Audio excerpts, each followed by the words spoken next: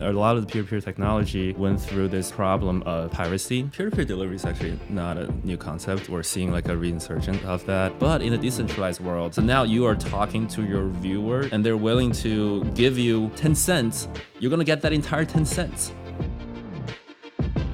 Livepeer is an open source project. I've been working on this for about a year. Livepeer is a peer-to-peer decentralized video live streaming network incentivized by an Ethereum ERC20 token. For sure, the industry right now is very overhyped. And I think some people are taking advantage of the market. And that's really sad to see. I'm Matt, the organizer of the SF Video Technology Meetup and the Demuxed Conference. And I'm Steve, creator of Video.js, the open source video player. And I'm Phil, the director of Media Technologies Engineering at Bright Cove, previously building BBC iPlayer in London. And you're listening to Demuxed, a podcast for and by engineers working with video. Demuxed is brought to you by Heavybit, a program dedicated to helping startups take their developer products to market. For more information, visit heavybit.com. We're always looking for topics, so if you have any suggestions or just want to tell us how wrong we are, you can find us on Twitter at Demuxed. Hey everybody, welcome to Demuxed again. Phil couldn't be here today, unfortunately. He just bought a new house and is in the process of moving, so apparently all of his recording stuff is still somewhere in a pod or storage room. So, sorry Phil, we still love you. But as a stand-in today, we have Nick Chadwick. Howdy. Been working with Nick for like 5 years at this point in some way, with a brief hiatus, but Brief hiatus. brief hiatus. I was technically born in England too, so I think I'm a fine Phil stand-in. I also want Phil to know that I just moved houses and I didn't lose any of my recording equipment. That's because I don't have any. But Nick is probably the best live video streaming source of information that I have. So Nick is gonna be our curmudgeon from the traditional live industry today. I like that term. Well, I'd say I did some live stuff at Zencoder, did some live stuff at Bright Cove, did some live stuff at Twitch. So yeah, I'll take it. Nick also got Chadwick, by the way. He's also got the accent, so it keeps the legitimacy of our podcast up a little higher. Absolutely, yeah. Can't have the accent score fall too low on any given episode. So today, now that we've gone through all of that, today we have Eric Tang from Livepeer. You want to give us some information, Eric? Yeah, sure. I cannot speak in a British accent, so I'll stop right now. I'm from New York, and Livepeer is an open source project. I've been working on this for about a year. Before that, I've been working in the tech industry for about 10 years. Worked at some startups, started a couple of companies before. Had a short stint in San Francisco because one of our startups got acquired by Groupon. And so I worked here for a little while and then moved back to New York. So yeah, let's start off with a little bit of basics on what like traditional live looks like. Sure. I mean, let's roll back from traditional live, because traditional live is like a broadcast system going to your television. That's not what we're talking about today, right? We're talking about traditional live streaming over the internet infrastructure. So, okay, you've got some camera, some giant setup or a small setup, but ultimately the traditional internet video protocol for ingest has been RTMP. So you're going to take some source of video, some source of audio, encode them into H.264, AAC, put them in an RTMP stream, and send it somewhere. Traditionally, RTMP servers like Red 5 or Wowzer or even Nginx.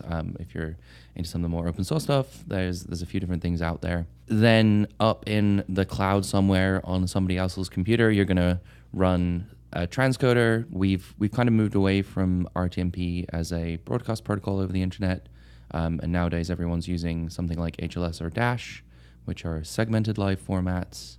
You're usually going to use a few different rendition qualities to allow people to smoothly switch when their bandwidth can't handle the current quality that they're streaming at. So server side, we've got to do a bunch of work to get that one input stream into a bunch of different output formats occasionally, different output bit rates and resolutions, and then that's served over something like a CDN. Traditionally, you'd send these files to Akamai or something like Fastly, and then deliver that to your end users as a stream.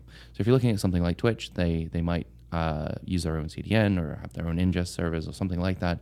But the high level is the same. You have some unique identifier for your stream that lets you broadcast, and then a little bit of infrastructure around it that also monitors whether or not the stream is currently live or not, and then HLS or a dash and a player. And that's kind of the state of the art right now for live streaming over the interwebs. Well put. So in some of that, already today, we've seen some people start moving to peer-to-peer delivery or hybrid peer-to-peer delivery. Some people even touched on it yesterday during Demuxed. Companies like StreamRoot and Peer5 are touching on that. I think even some like bigger companies have started exploring the space as well.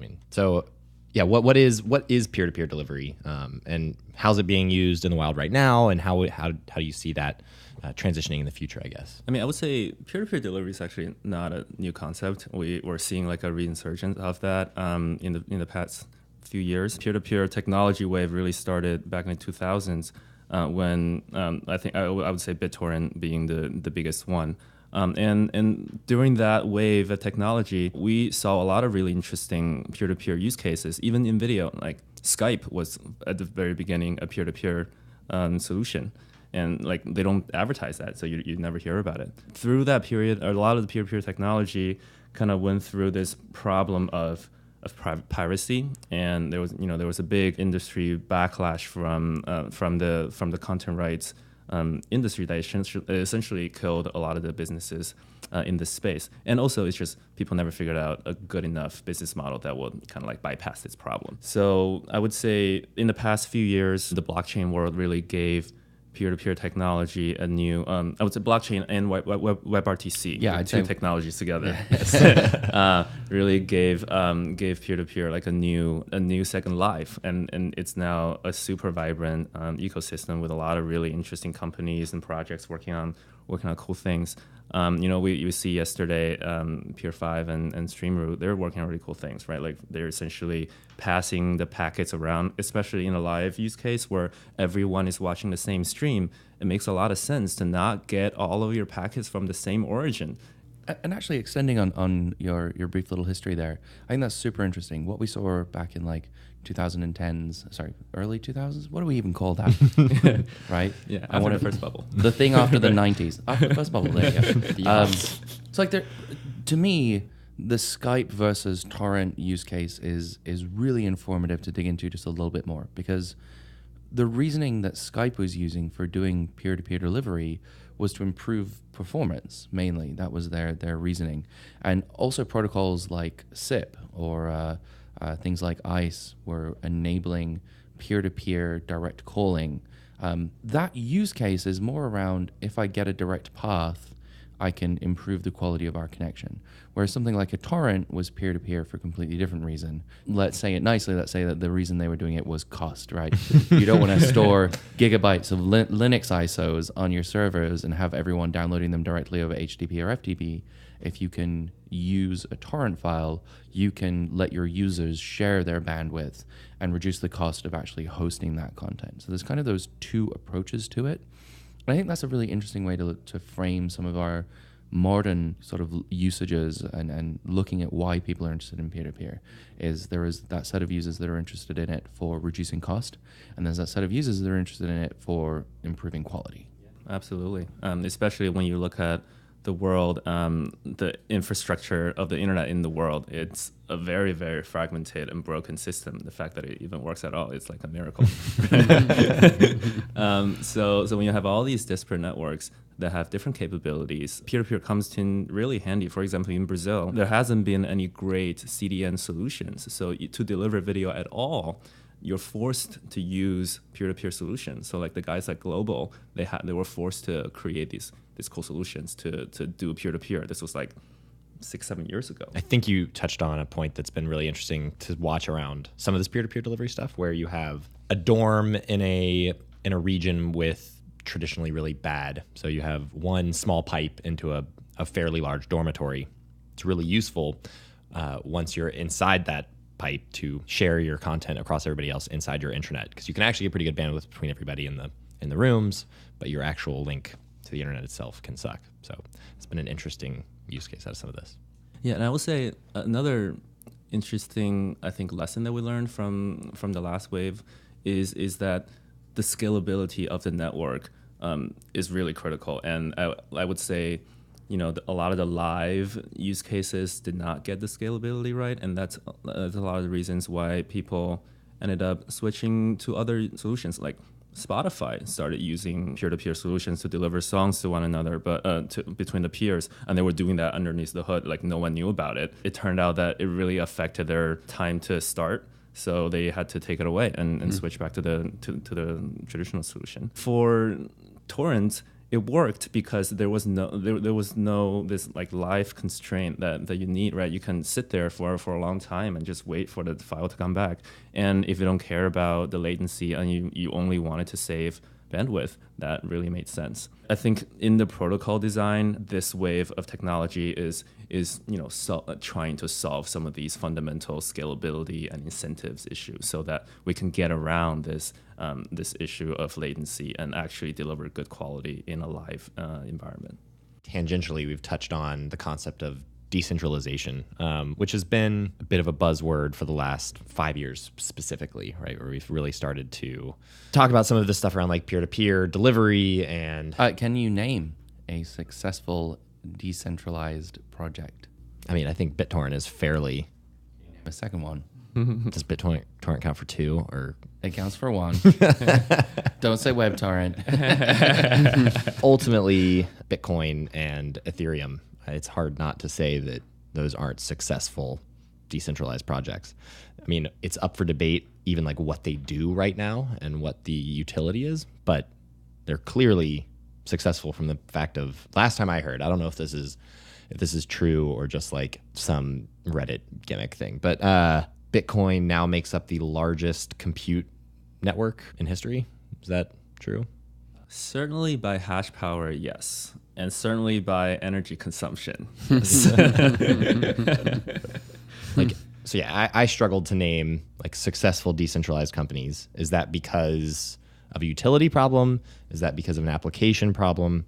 Is that network dynamics and politics issues? But what exactly do we mean when we talk about decentralization? Because I think you can decentralize an application, but it's still you're under your control. So it's centralized, just you've federated server, like IRC, you know what I mean? But what is it? What do we mean when we say it? And why is it important? I would say the internet is a decentralized system, and in that sense, it's very successful, right? Like we have different ISPs who own different regions in the world, and they deliver packets, they help each other out, and they have different deals, and it's like in my mind, decentralization is some kind of common ground that people get together, and nobody owns the whole system. Everyone kind of owns their own piece, but they decide on a set of rules to work together, and that's like a very large, very high level, right? When it comes to a piece of technology, I think decentralization means agreeing on a specific technical protocol that kind of makes the rules in place and unchangeable, right? And that's what introduces the efficiency of computing, and you don't have to have people talking about stuff with each other, and just have computers do this protocol exchange, and that's what's powerful about this decentralization. So in terms of BitTorrent, right, that's what they did right. And I would say the thing about decentralization is it's hard to have one company own that thing, right? And I would say for entrepreneurs, and especially us in Silicon Valley, like the model has always been, let's start a company and let's create some project and let's raise money and let's grow this company to a bigger scale. And I'm not sure if that's a great fit for a pure decentralized piece of technology. So can you talk about Livepeer then? I mean, what are you doing if not that? Yes, sure. And of course, we're in the very early days, right? So and we're also in the very early days of this new wave of decentralization. So that's my caveat. But what we're trying to do today is to create somewhat of a software foundation, right? And we have seen this happen once with the Ethereum Foundation. Where they are less of a company. They're pretty much a software foundation. They're not based in the US. It turns out you cannot have a software foundation in the US at all. Aside from regulatory hurdles, what we're trying to do is really just to be the maintainer of this piece of open source software. And because of the existence of token, that allows us to survive, and that allows us that kind of funds the development of this protocol. And just like the Ethereum Foundation, I think they held on to about 6 to 7% of the token, and they gave away the rest, right? And that aligns your incentive with everybody who holds the token, and they will help you increase the value of the token.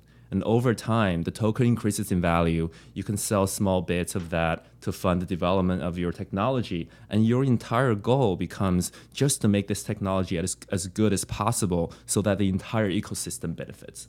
And that benefits you as well. So there's like a really great alignment. Well, can we take a step back and talk about what exactly Livepeer does? Like how like what these tokens are, how your live streaming situation works. Yeah, sure. Livepeer is a peer-to-peer decentralized video live streaming network, incentivized by an Ethereum ERC20 token, and that's a mouthful. And what that means is basically just like at the core, Livepeer is really just a set of protocols. It's an agreement between computing nodes that says, if I do this for the network, then I will get compensated by the network for this amount of tokens. And that is printed in the protocol itself. No one can change it. Anyone understands it. And there is a market dynamic for the price to be set. And there you just have the open market kind of work as magic, and you have a price. And the software that we build is basically a client for that protocol, similar to BitTorrent have different BitTorrent clients that you can run on your computer. And the difference between this and BitTorrent, I would say, is that BitTorrent does not have a token. I would say if BitTorrent had a token, it would probably have had figured out a really great business model to allow the business to thrive. Right? Going back to how the technology works, anyone can run a node to do either transcoding or delivery of the live stream that any other person sends in, and they get compensated for the work that they do. And what the protocol does is it keeps everyone honest. So it will verify that the work that someone has done is correct in a cryptographically secure way, so that everyone knows that you have done the right work. And if you have not done the right work, the protocol punishes you. So it disincentivizes bad behavior in the network, and so that everyone kind of stays honest and does good work for the network, and it scales, and everyone's kind of happy. So talk me through it. Okay, so I talked through the traditional live streaming approach. I've got my thing I want to live stream, and I push an RTMP feed somewhere. I learn about a stream, be it on Twitch, be it on YouTube, somewhere else, that I want to watch, and I pull it down from a CDN. How is Livepeer different? How does it change that flow? What do I do if I want to go live? So the input is still RTMP stream, right? You use OBS on your computer and you broadcast that stream into the network. Now the network has, maybe it'll have a gateway to provide a URL so that you can send it in. Maybe you just already know some nodes that will send your stream to the rest of the network, and they just give you an IP, or you can run a node on your local computer and just send it directly to that node, right? So anyways, the point is the stream gets into the network somehow through a node. And at that time, the network basically does this election and figures out a transcoder to do the work for you. And this election is basically through the price that you're willing to pay and the price that every transcoding in the network decides to charge, right? So you have this essentially you almost have this order book, kind of like a stock market. You have the ask price, you have a call price, and when this transaction happens, then the transcoding node starts to subscribe the stream from you, and they'll start transcoding and creating, in this case, an HLS stream. And they'll either publish it onto another gateway so people can watch it, or they will, if people wanted to watch in a peer-to-peer way, they can just send it directly to them. Okay, so then when I want to watch, I either have to go to this gateway and connect to that transcoder. Like right. the transcoder needs to publish it to either something like a CDN or something like torrent to me directly. Right. So the transcoder basically gives you, the publisher, a way to get the video, right? And then it's your job to tell everyone who wants to watch the video, here's how to watch the video. Okay, so Livepeer is really about solving the transcoding resource problem, right? If I'm someone like Twitch, I have resources dedicated to transcoding your stream and then pushing it to a CDN, and Livepeer is doing that part of it. It's not necessarily the distribution network of the content. I still, as a broadcaster, need to understand how my users are going to be getting this content and how I'm going to be storing it and telling them about it. Yeah, so Livepeer as it stands today is basically a transcoding market. Right. But so we broke down the project into 6 different phases. We're now in the phase 1. Okay. And in phase 3, we will be introducing incentives to do relaying, to do video relaying. And let me just step back and say that to create this market, there are a couple of really important things that you have to get right. One is, why are people running these transcoding nodes, right? And it's not, and you can say that, yeah, like the transcoding nodes are getting paid by the broadcaster, and therefore they make a little bit of the fee. But that might not be enough of an incentive to create a large scale, right? But if you look at other blockchain projects, and this is, I think, the really magical thing about the blockchain, is that you can create any economic incentive you want to incentivize a certain behavior, right, in the network, in all of your participants. So if the behavior that we want for this network, for the transcoding network, is for more transcoders to join the network and provide more scalability for the network, what we do is the network itself will incentivize the transcoders to come and join the network. So what that means is the network actually mints new tokens to award transcoders, so that the transcoders don't get paid for just the fees they make from the broadcaster, but they also make money from the network as a whole for providing this value, right? And this is the same thing as in Bitcoin. When the Bitcoin miners validate transactions, they make fees from everybody who sends their transactions in, right? So every time you create a Bitcoin transaction, you pay a little fee.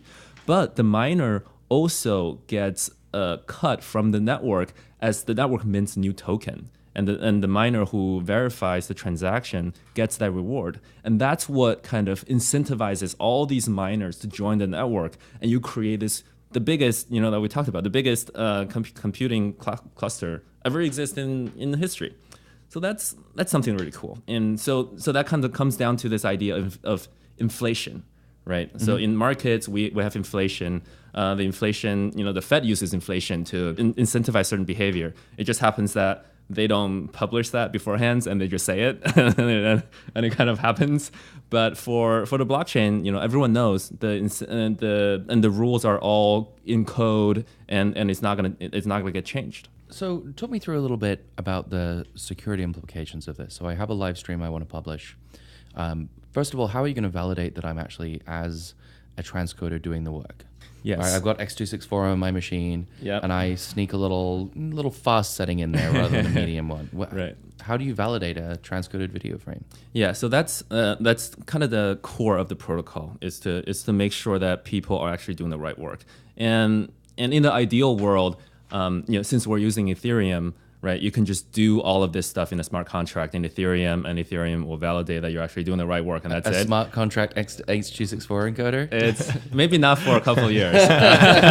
But so what we did is we figured out a way to basically securely sample your stream, so that we're not validating the entire stream. We're validating maybe 1 out of 100 packets, right? Or one out of 100 frames. And we have a decentralized verification system, so that the decentralized verification system runs the same transcoding that you as the transcoder has run, and we compare the hashes on chain. Now, the hash comparison is much, much cheaper than running the actual transcoder, right? So now the problem comes down to, how can we trust the validator, right? How can we trust the verifier who's doing the verification work? And because, if I was a transcoder and I want to do bad work, I can just run a verification node and verify my own work, and I can cheat, right? Are you essentially duplicating the work then too? So Duplicating the work for 1 out of say 100 frames. Okay. Right. So there you have a decentralized verifier election system.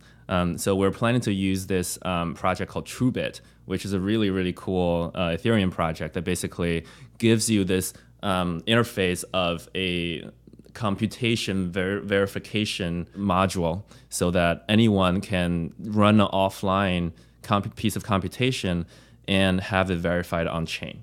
So that kind of gets around the scalability issue for Ethereum. But until that project is live, and we're working with them closely, and we're trying to help them to get this live, and we're using this thing called Oracleize, which is a project from London, I think, and they're another project that kind of does this in a slightly more centralized way. I think they basically spin up a AWS node in a secure way, and you give them a Docker you give them a Docker image that has your code in it. It runs it, spits back the result on chain, and you verify that the result on chain to make sure everything's fine.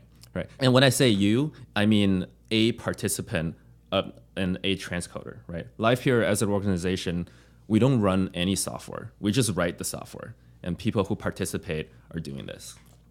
How do you pass in encoder settings, for example, or do you? Is this just when you use Livepeer, you guys say, here are the bit rates that we produce on our network, take it or leave it? Or when I say I want to start a live stream, here are the settings I would like, because that could also change, that could change the pricing dynamic for the encoders drastically, right? Absolutely. If you're just saying I want one rendition of 540p at half a bit. 540p is a fun resolution there. I'm not sure I've heard about that one before. That's my favorite. Slightly less than 720. When I wasn't pirating movies, that was always the. Oh, is that DVD native resolution? It looked fine on the TV that I had that only maxed out at 720 anyway. So, No. When I wasn't pirating movies at the time. Ripping them for your own personal use. Yes, exactly. Fair use, man. Fair use. So let's talk through that. Like, how does that work? Do you say, here's what we deliver on our network. Here's Right. here's what we encode to, and also here's what you can send us, because that changes the equation too. How do you guys handle that? Right. So the network itself essentially becomes a marketplace, right? Like any encoder can join a network, and they can say, these are the settings that we provide, and any broadcaster can pick certain settings, and the protocol itself essentially just matches the supply with the demand, and so the encoder settings can be put in. Now, of course, for Ethereum today, you cannot put too much data onto the chain, otherwise it gets really expensive. So even with we saw yesterday at the Twitch presentation, they had this huge command line string that they used to transcode the video, and even for that string, it would be too big for the Ethereum network to handle per request. So right now what we do is we do preset settings, and you just have an identifier for those settings, and that makes sense. Yeah, It seems like you would want to guarantee something along the lines of like they are using FFmpeg or something, because you do want some level of consistency between all of these things, and you can't guarantee that unless you're actually using the same tool. Absolutely. Right? Yeah. So that's one of the hurdles that we have to cross, which is the bit level consistency, right? Because we're taking a hash of the output chunk, so I have to make sure every single bit is the same. And that just comes down to the software version and the exact same setting that you run. So when you're a transcoder and you come online, you have to run a bunch of tests to make sure you're actually running the same software that the broadcaster expects. Yeah. Interesting. Doing them at arbitrary time slices would be exceptionally challenging. Right. Because the encoder might be deterministic given a certain input sequence, but it's not going to be deterministic if you randomly subsample the input sequence. That's going to be a big challenge.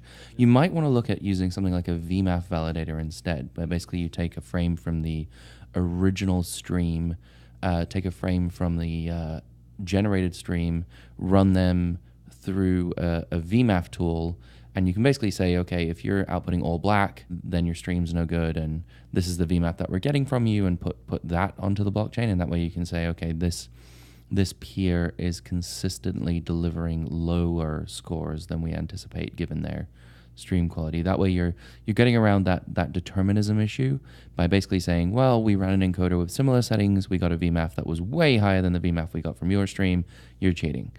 Yeah, that's really interesting. Yeah, so that comes down to the difference between like a heuristic based verification versus like a deterministic verification, right? And we're starting off with the easier solution, which is deterministic, and I think the heuristics are really, really interesting fields because that also makes the verification work a lot cheaper. Right, which is good for the network. The fact that we are an open source project means anyone can contribute. Patch is welcome. Would running VMAF actually be cheaper than checking the segments? Like, depends on how optimized your implementation is, I guess. But actually, I might want to roll back something I just said. If you are outputting an HLS stream with like 2-second segments or 4-second segments, you could do it you could subsample randomly and say, okay, I'm going to re-encode this entire segment with the software. If you did the entire segment, then it should be deterministic. Yeah, so that's what we do now. Yes, we just basically pass the segment and then you just do it on the segment. That could work. Yeah. Might not be the most scalable solution, but we're going to get there. We're going to that actually touches on the fact that why we are decentralized, right? Is now all of a sudden we have all these participants, you have all these stakeholders in your project who all want your projects to succeed. And the same as Ethereum, right? When they started out, it was 3 guys like checking in code across the world, and more people found out about it, more people got involved, and now I just know so many smart hackers working on Ethereum full time because they got some tokens early on, and their token appreciated so much, and they have dedicated their life now to make Ethereum better. So I think the next question I want to ask is, what has the response been from the old world? We've got it up next on our slide there. There are other tokens doing similar things, right? You've got Golem as kind of one of the older ones. That's a distributed compute network. They focus generally on 3D rendering. Recently, Render Token, which very similar to Golem, also typically used for 3D rendering. So both of those seem like it's in the same vein. Mm-hmm. So I'm curious, big differentiator here that you're specifically creating like essentially just RTMP, like a marketplace for getting an RTMP ingest point and then the transcode behind that. Is that? Yeah, I mean, there's actually a bunch of projects working on different parts of the tech infrastructure stack, right? You have the golems and the O2 that we mentioned. Even Filecoin and Swarm is working on file storage, which is another important piece of computing infrastructure. You can say that Ethereum is they call themselves the world computer. It's for calculation and computing, and I think over the very, very long term, everything kind of emerges. And I would be so happy if there was a common infrastructure that all we have to do is write an algorithm and put it into the air and it just works for everyone. and that would be amazing, right? But until that happens, we have to build solutions to solve these problems. And you guys know how complex the video stack is. Like I've been through 3 days of this, and it's like it's insane. Like it makes my brain hurt, right? So I think there's gonna be enough problems for all of these different use cases to solve for the blockchain, which means we have to basically rewrite the entire stack, and that's gonna take a lot of effort and a lot of manpower. Like Vitalik did a talk at Disrupt SF a couple months ago, maybe a couple weeks ago, and he said, like Ethereum is going to take at least 10 years to mature, and it's going to take a long time. So I think all of these projects have their place, and we're all helping each other, and we're all using each other's libraries just to make this ecosystem grow. As a nerd, I'm always very interested in everything that's going on in the crypto world, right? That's super buzzy right now. It does feel a lot like when I see a lot of these projects, just like this is reinventing a wheel that I didn't know was broken. And sometimes it actually is, right? Sometimes there is a real improvement. Sometimes with some of these things, it feels like somebody just slapped an ICO white paper on perfectly fine existing problem and then raise a bunch of money and you know what I mean? Like sometimes some of these things feel a little bit disingenuous. But I'm curious, like that leads nicely into how does the old guard feel about this? Because I think some people could say like, if it ain't broke, don't fix it. I think some people would argue it is broken. We need to fix it. I think other people would argue there are some problems here, but like, is this blockchain the solution? Because, I think that on the other side of things, there is just the world that's just like rub some blockchain on it, anything, right? Like blockchain light switches, like, so I'm curious what the response has been from kind of the old world here. By the way, I recently heard a dental blockchain project, which is literally a blockchain for the dental industry. What? And they won ICO and doing pretty well in the marketplace. Wow. But let me take a step back and say, for sure the industry right now is very overhyped, right? There's a lot of enthusiasm in the space, and I think some people are taking advantage of the market, and that's really sad to see for someone who's been in this space for a while, But it's just like any market, right? Like when a market becomes overhyped, then bad actors come in, and then you go through like a boom and bust, and then the great technologies. Also, the government has a tendency to step in. Yeah, that's great. I mean, I'm happy to see good regulations come in, because right now we're essentially operating in a very uncertain market, right? And the more certainty we have, the better as project maintainers, as operators, then we know the rules to operate, then we can push our projects forward in a much better, more stable way. So I welcome that. But looking at the .com bubble, right, it's the same thing. Like people got really excited about technology and the internet, invested way too much money in stupid projects, and a lot of them went away, and the market crashed. And that was sad because of the scale that it had happened, right? It's not just like rich people lost their money, right? It's a lot of people really lost their like life savings, and that was very sad. And so I hope that the crypto world doesn't get to that point, but I do hope that there may be a market a steady correction that happens over time, so that the bad projects can be weeded out and the good technologies prevail. Because I really believe that the blockchain technology in a whole is kind of the next enabler of scalability for the internet as a whole. So is anyone using your stack yet in the real world? We have a test network that's live, and we have some interesting developers who are really interested in doing this. And I think it's going to take a while for the traditional video industry to start embracing decentralized technologies, and that's okay.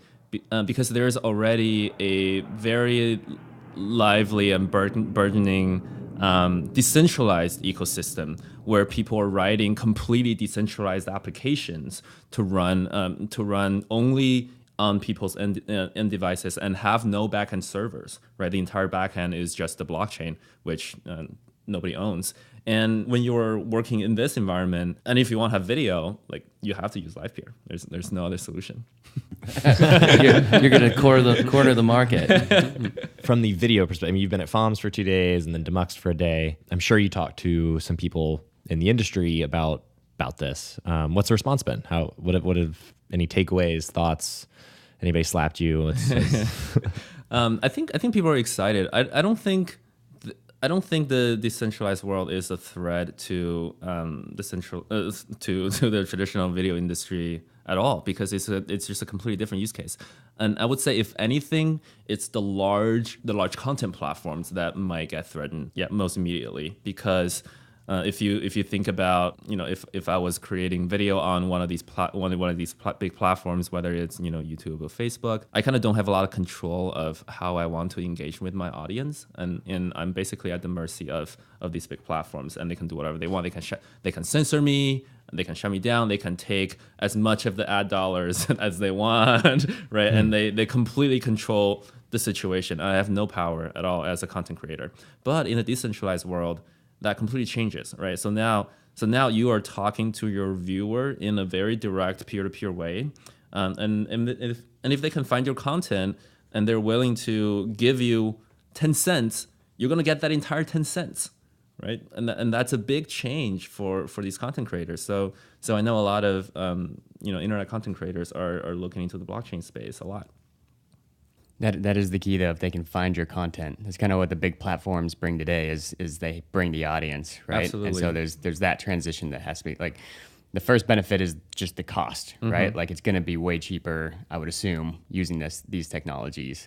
And then if somebody can build a platform that helps then bring the audience in this kind of world, then that's when you can really see these benefits, right? Yeah, for sure. And there are projects in this space that are solving that specific problem, right? Which is slightly different than from what we're solving. We're just solving it from an infrastructure level and make the video tech work.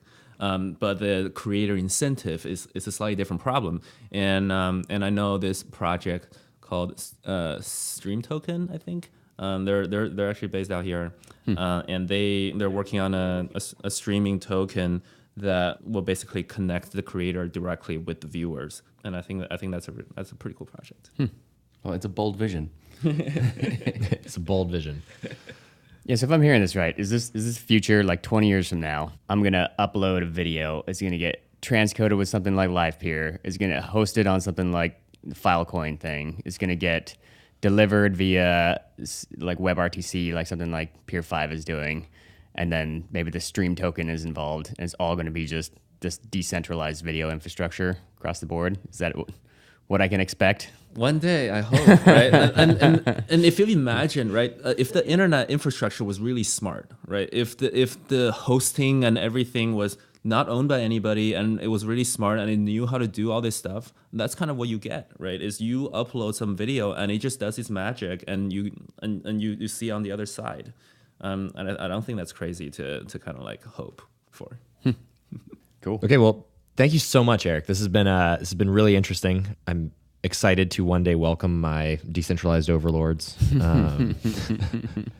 You could be a participant. I think the decentralized bus is just going to run me over, to be quite honest. But I look forward to decentralized Demuxed, where everybody's going to buy their Demuxed coins. All right. Well, thank you guys. I really appreciate it. Yeah, thank you guys for having me. Yeah, absolutely. That's all we have for today, but as always, we'd love to hear what you thought, even if you disagree, so please reach out on Twitter @Demuxed. To learn more about Heavybit, visit heavybit.com. And while you're there, be sure to check out their library. It's packed with amazing talks on sales, marketing, product, and general management from founders of developer tools companies and other industry leaders.